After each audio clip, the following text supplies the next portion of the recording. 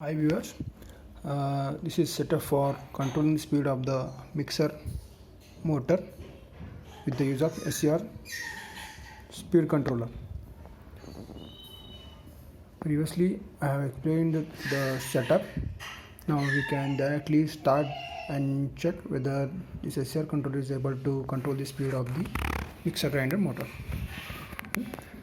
Then I am going to switch on the button and turning the knob slowly.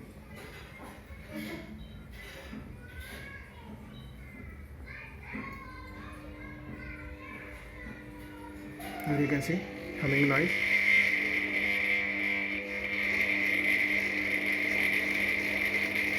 Here you can see we are controlling the speed. Now I am increasing the knob speed.